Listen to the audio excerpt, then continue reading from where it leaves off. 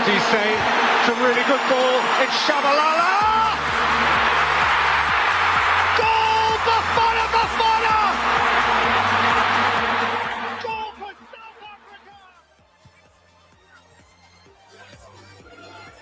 Well, that's from distance. Oh, my word! Absolutely astonishing. Absolutely astonishing, and absolutely astonishing is the fact that this football segment on the Sports Spotlight is not just about football, it's about football. Yes, welcoming back to the air waves of Radio Azad and the Sports Spotlight. Patrick Shepard. Shep, welcome back, man. And yeah, let's get things going with football. What's happening in the world of soccer? Oh, right now, Arsenal and Manchester City are vying for Premier League supremacy, and it is tied 1-1, and it is a edge of your seat type of game. City scored in the 16th minute. Arsenal scored right after that to tie it, and they've been battering each other ever since. But the larger picture for them is that Arsenal is 6 points ahead, so you get 3 points for a win, right? 1 for a draw and 0 for a loss. Okay. Having played one more game than City. And it is if Arsenal gets a draw out of this, it really helps them a lot, or obviously a win. And if City gets a win, they have that game at hand. It can come down to goal difference, which is slightly in City's favor right now. So it is a huge, huge game. Arsenal hasn't won the league in 20 years. City basically wins it more times than not almost more times than not since they got bought by Abu Dhabi. Okay. So it is a huge game for Arsenal, and if City wins, it's just another notch in their belt as they continue on with their illegitimate money and more money than God finances. All right. So let me understand this. You said a victory gets you 3 points. There's a 6 point difference right now. How many games left? Oh, let me double check. There are, including this one, 6 for Arsenal, 7 for City. Okay. A long ways to so go. It's not determinative, right? Yeah. But it huge swings. It will. Yeah, absolutely. I think look, these two teams absolutely are dominating the league, right? They both have. Yeah, it's been these two all year, and nobody else. Has been kind of really close. 35 plus goal difference, 35 for Man City, and 38 for plus 38 for Arsenal, and the next closest is Manchester United sitting at plus 13. And they've played 2 more games in City and 1 more than Arsenal. Yep. So it's between these two, and tell me again, I'm going to show my ignorance of the sport.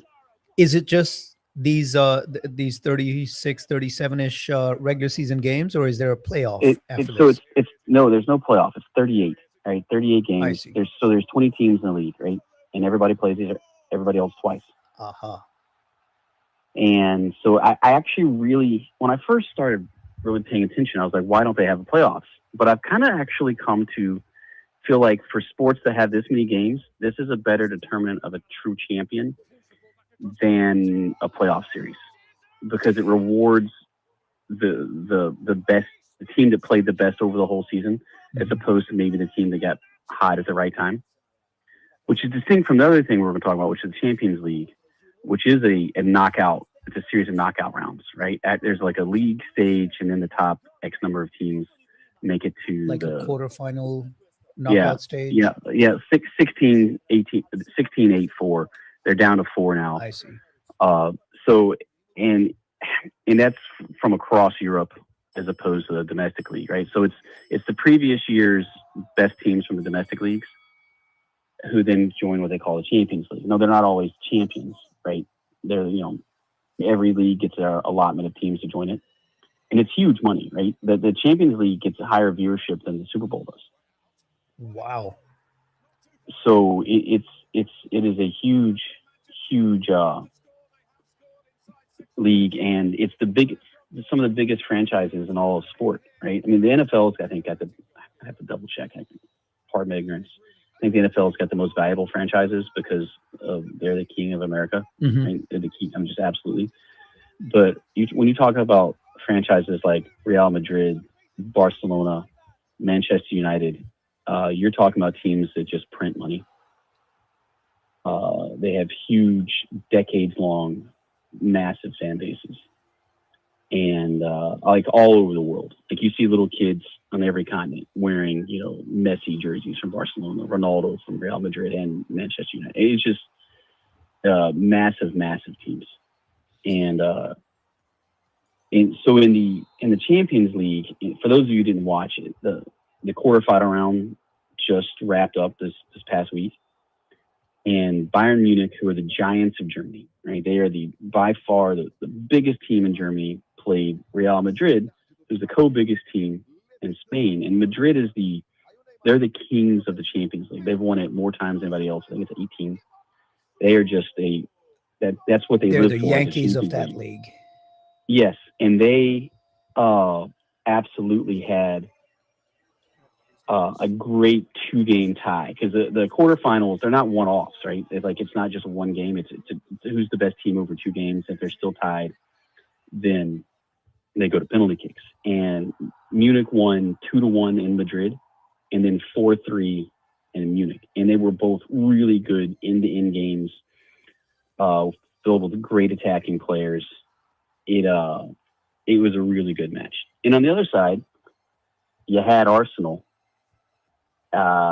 who just they wore down Sporting from Portugal, and they won 1-0 over 2 legs, and they'll play Atletico Madrid, the 3rd biggest team in Spain, in the semifinals for a chance to go to the finals. And Munich's going to play PSG, the biggest team in France, and one of the biggest in the world. But PSG is kind of like Manchester City in that they were bought by an oil state. And as a result, they have more money than anybody else, and they just they can outspend everybody. Now, I will say this. They are now spending efficiently and well, and so is City, for why they're so good. PSG won the Champions League last year. So you got a Munich-PSG semifinals, which is probably going to be a better matchup entertainment-wise because of the way the style they play than the Arsenal Atletico semi. Because Atletico and Arsenal are basically known for their great defenses. So it's going to be really cagey, tight, not very open games. And PSG and Munich they're going to fly up and down the field and try to outscore as opposed to out-tactic. Yeah. Okay. And then, so if that's the case, then whomever advances from these matchups, the finals is going to be a strength on strength. It's going to be it's going to be a clash of styles, right? Yeah. Offense versus defense. Nice. Very cool. It'll be an interesting contrast. Absolutely. And when is that? When is one of the semifinals That's, and finals? First week of June, I think, is the final. The semifinals. Geez. I'm looking at this. Yeah. So the semifinals are on the 28th and the 29th. Goodness. They take a while. They've got a May 30th is the final. So they they let them rest in between. Well, not really. Well, I will say this, and here's one of the big arguments in this. The Premier League team, Arsenal, they get no rest because the Premier League has 20 of the top 30 richest teams in the world. So even the 20th place team in the Premier League has resources. It's a grind, man. It is a really tough league. Whereas in France, PSG can get the league to actually change around their schedule to give them an extra open date before their midweek championship, their Champions League games. And so there's PSG they've already won the league, essentially. They haven't mathematically won it, but from a probability standpoint, they pretty much won it. Atletico is not going to win the Spanish league, so they can concentrate entirely on the Champions League because they're going to end up 3rd behind Madrid and Barcelona. And Atletico beat Barcelona in the quarterfinals, which was a really good 2-game tie, and they won because Barcelona got a red card in each game.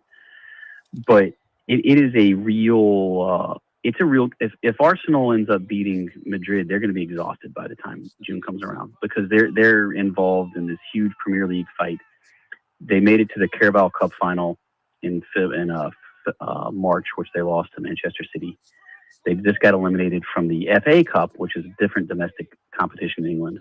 They played already 60 games this year, which is a lot of meters on those legs. Yep. But hey, I mean, that's why I always say the fittest athletes in the world are soccer players, because it's just it's so grueling, how much running it takes. And Arsenal right now is playing without their best offensive player, a guy named Bukayo Saka, because he's been hurt. And he's been playing hurt all year, but right now they've got him just in rehab trying to get over a sore Achilles tendon. And without him, they're a lot more of a stodgy and efficient team. And they're having to grind out results as opposed to kind of be a little bit more open about it. And City, because look, here's the thing, and this is for those who don't follow the Premier League. City historically have been a proud team that fought hard, but were not one of the giants of the league until they were bought by Abu Dhabi in 2007 or whatever it was.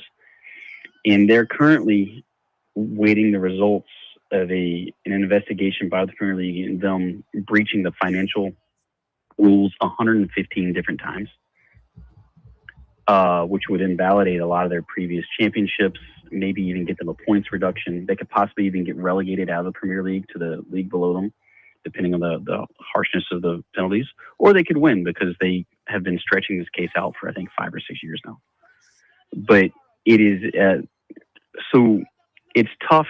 Like, if Arsenal, who's a rich team, like they're rich compared to a lot of other teams in the Premier League, but if they mess up the process in the transfer market, there are consequences for them. Like, they can't just afford to go ahead and spend $80 million on a new player if they mess up over the summer transfer period and then fix that. If City mess up, they just, fix it. They just spend money and fix it. Yeah. I mean, it's, look, they can just throw money at it. Yeah. In the game of sports, I think at this point, that's what it comes down to.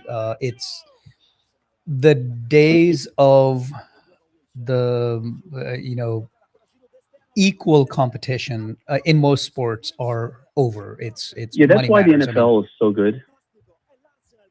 Yeah, because they have the hard cap, and you've got the draft and all that stuff. And soccer, look, I love the sport, but man, the iniquity between the two, because what City and PSG can do is even worse than what the Dodgers are doing in Major League Baseball. Which is pretty bad. Okay? Like, no one else can, look, at this point with the Dodgers, it's the Dodgers versus the field, right? Yeah, absolutely. And I would argue that certainly in France, it's not PSG versus the field, it's PSG versus themselves. If they get it right, they win. If they don't, they don't.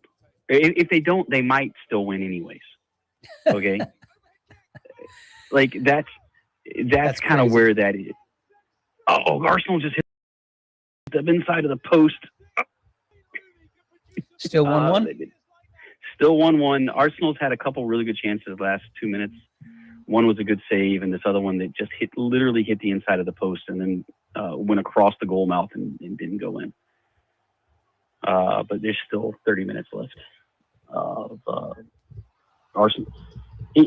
So it's funny, I read a lot of comments on articles about the Premier League, and other fans of kind of the more traditional followers really seem to want Arsenal to lose and City to win. And the reason is because City wins, they can just say, well, hey, they just outspent our guys, they have more money.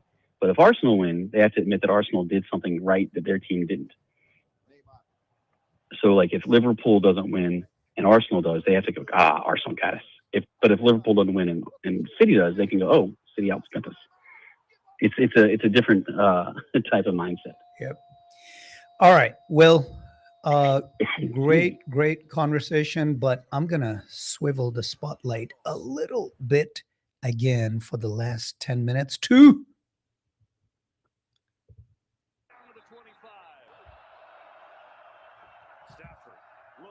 Yeah, the king of sports. Here we go. Touchdown Rams indeed. All right. So the last 10 minutes, I intended to give it at least 15 to 20, but here we are, 10 minutes. Let's focus. We've got the draft coming up with a lot of free agent moves. I wanted to talk about the one that just happened this morning, actually. It was announced that the Giants were going to be trading Dexter Lawrence to the Cincinnati Bengals. That, of course, after what 4 years of drama with Hendrickson, and Hendrickson finally signing away with Baltimore, leaving Cincinnati. What do you make of this? I mean, why not? If this was their priority, why not just pay their guy? Well, Hendricks may not have wanted to be there. I mean, there's a lot of bad blood, definitely from last 3 or 4 years. And look, Lawrence, his next 2 years in the Giants weren't guaranteed money, and the Giants didn't want to give it to him, which I get and I don't get, because he's a really massive presence in the middle of the defensive line, right? Mm-hmm. And I look, the Bengals historically, look back at their drafts, most of their drafts, they stay put. And if anything, they trade back. But most of the times they stay put and they don't really make aggressive moves. And this is an aggressive move. Like, there's no question. Like, this is an aggressive move by them. And they're trying to not waste the Joe Burrow years. Yeah. And if you look at the other acquisitions they've made, their defense has been the reason why they've been so bad. That and Burrow getting injured. Yeah, and it's not close. They led the NFL in touchdowns given up. Yeah, I mean, they're really bad. They've been really bad in defense for a few years now. And I think they're trying. They know that they only have a limited window with Burrow. I think that they know Burrow's injuries are probably going to. He's not going to be the go to longevity in the NFL like LeBron has been in the NBA, right? Yeah, he's just too beat up. And I applaud the Bengals for trying to do this. We'll see if they've gotten it right. Because if they get it right, look, I think Burrow's and he stays healthy. He's one of those quarterbacks that can win, and they've got a great offense, right? He's one of those quarterbacks who can beat you in the playoffs. He's proven it before. Chase and Higgins, yeah. I mean, when you've got that duo with a quarterback like Burrow throwing to them, yeah, you always have a chance. And if you can have even a league average defense out there, I think you've got a shot at winning more games than losing, for sure, with that offense. City just scored. Is that 2-1 now? How much time left? Yeah, 24. They scored Eric Holland, the big Viking, who makes 800,000 pounds a week. Jeez. Well, speaking of the Vikings, Kyler Murray for a 1 year, prove it, 1.3 million to get a quarterback like Kyler Murray. And, you know, that's a loaded statement, a quarterback like Kyler Murray, right? What are your feelings as I mean, obviously I want your analysis, but obviously you're also a big Vikings fan. So what are your feelings when you hear they signed Kyler Murray? Okay, so Kyler Murray is a great athlete, okay? But I don't know how good a quarterback he is.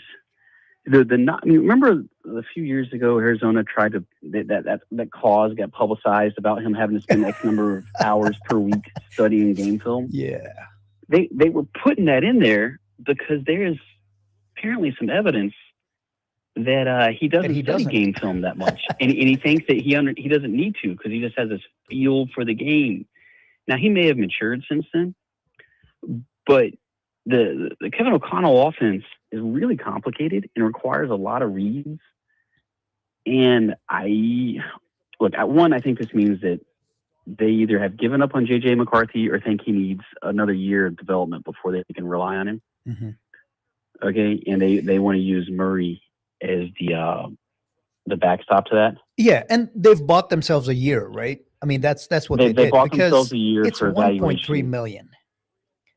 Yeah. And I think what this tells me is that their front office thinks they will be absolute hands down worst case scenario. They will not be worse off with Kyler Murray under center than they would be with JJ McCarthy. I mean, that's what it comes down to, right? They're Yeah, thinking, and then, well, they also look. McCarthy's lack of availability last year ruined their chance to make the playoffs, right? And to do anything. They actually had a pretty good roster outside of the quarterback last yeah, year. absolutely. I mean, that's what they were missing. You've got Justin Jefferson, you've got Jordan Addison, you've got a good running back. You had a good running back duo. I think. Did you guys re-sign Aaron Jones? Oh, let me check. I should know the answer to this. Yeah, I was thinking you lost him, but then I remembered. I think you guys actually re-signed him to a 1 year. A revised 1 year contract. Yeah. So and he basically is getting a lot less money, which should tell you where he understands his value is at the moment. Yeah. I mean, he's north of 30 now, right? He's 30 or 31. So at the tail end, yeah, of a really good running back career. Yeah, like he's got a lot of miles in those legs. So I think they're kind of. This is a prove it year because you've got the defensive talent, you've got the offensive skill position, at least on the wide receiver and the tight end side of things. So you're hoping that Kyler Murray catches lightning in a bottle, and Aaron Jones still has a decent year as as one of the running back duos. And see if you can turn things around and win some games and get to the playoffs and make some noise. Yeah, I mean that's the thing is though I don't trust Murray to win a Super Bowl or get the Vikings to a Super Bowl. If McCarthy develops the way that we'd hoped, maybe I will trust him. I just don't trust someone who doesn't seem to enjoy studying the game. And look, I've got some real questions about McCarthy's ability to stay healthy and then be accurate if he is healthy. And I don't know. I think the Vikings are stuck being pretty mediocre, or actually not mediocre, above average without being great. And they've been that way a lot since the Super Bowl era started. Well, do you think they've got the 18th pick in the draft? Do you think they draft a quarterback? Is it to the point that they're going to say no? It's Kyler? Because if they draft a quarterback now, that means if they do, that means they've totally given up. They're done with McCarthy. Yeah. But also, this is not a good quarterback draft. Yeah. I mean, if you look at the draft, who do you think is the best? I mean, Mendoza's going to be gone. Career. Okay, but yeah. I don't think is he number one talent really. He's not, but he's going to get picked as the number one. So this is one thing that drives me nuts, right? If everybody thinks the dude's not a number one, punt a year, man. Do something else. Build your team in other ways. I think in the NFL, in the front offices, there's such FOMO that at the quarterback position that they don't want to be the Chicago Bears, right? Who passed on Patrick Mahomes. Yeah, I know. I think there's such a fear-based drafting culture in the NFL that it's more about. It's not about what if I'm wrong. It's more about the other way. Yeah. What if somebody? Yeah, I don't want to miss on this, and live for the rest of my life thinking, oh, I could have had this guy. And look. There are examples like Patrick Mahomes. Did you know the Buffalo Bills actually gave Kansas City that 10th pick that Kansas City used to draft Patrick Mahomes? Well, yeah, but now they got Josh Allen. So yeah, it worked out. It worked not in the championships world, but at least from a talent on the field standpoint, yes. But yeah, I mean the Bears took Mitch Trubisky instead of Mahomes. Yes. Oh, trust me, I get to hear that a lot here in Chicago. So yes, I think there's just such a fear-based culture that I just don't see. I think the Raiders, it's not just the fact that they had the first overall pick, the fact that they signed Linderbaum, the premier offensive line free agent, that this worst team in the league signed him was that was the building block to drafting Mendoza. They wanted to shore up that offensive line. Otherwise, why is a losing team spending that much on an offensive lineman? Right? Look, he's not a center, not a tackle. Yep. Right? Yeah. He's not the blindside protector, but still, I think he's an anchor that's going to stabilize, that's going to improve others on that offensive line as well. But hey, draft coming up. We will analyze the draft next Sunday. Arsenal I think hit the post again. Mm. Oh my God. All right. Well, enjoy the rest of the game. It is time. Great conversation. We're going to dive into the NFL draft next Sunday when we return with the Sports Spotlight. Until then, have a wonderful day. Thanks, Chap. Right, later. All right. I can manage the equipment and I can sign off. You've been listening to the Sports Spotlight with Rizwan and Shep and Manny. It's been a great day. You can hear me again on Wednesday night with Chandni Ratne at 9 p.m. Actually, it's going to be at 10 p.m. this Wednesday. And then, of course, back here with the Sports Spotlight next Sunday at 10 a.m. Have a wonderful day. You are listening to Radio Azad on KDXX 107.9 FM HD4, Louisville. Azad app on the App Store or Google Play to listen worldwide. Listen to Radio Azad any day, anytime on Alexa and Google.